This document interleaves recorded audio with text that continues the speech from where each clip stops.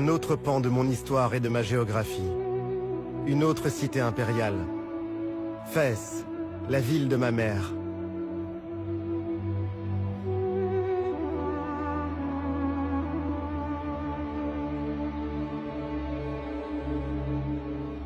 J'ai voulu arpenter les ruelles si étroites de Fès el Belli, le vieux Fès.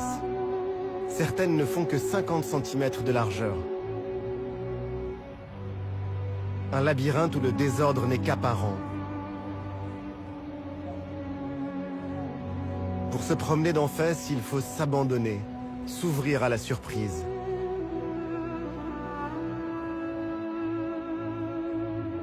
Et au cœur de la ville, la mosquée Qarawiyyin, qui abrite l'une des premières universités au monde.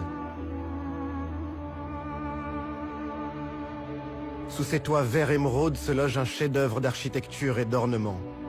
20 000 fidèles peuvent s'y réunir. La Qarawiyyin, l'un des principaux centres intellectuels et spirituels de l'islam.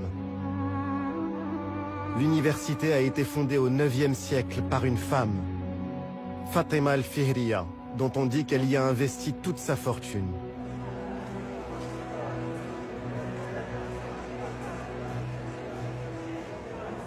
La Médina est un écosystème fragile. Pour la protéger, Fès est classé patrimoine universel de l'UNESCO.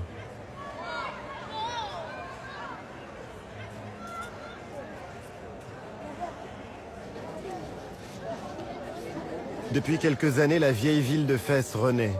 Ses monuments, ses maisons sont restaurées.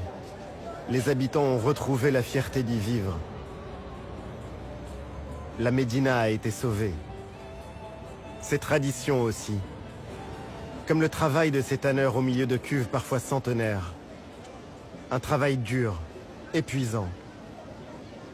Les odeurs sont si puissantes que les tanneries sont à l'écart des quartiers résidentiels.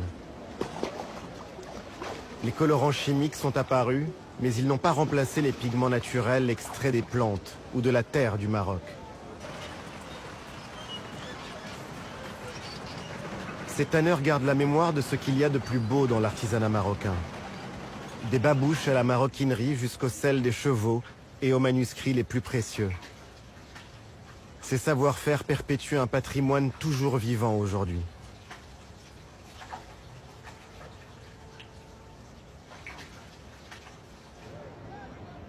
Fès est le modèle de la ville au Maroc.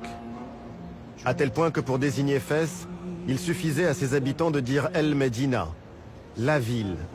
Ville qui est comme un microcosme de l'identité du pays.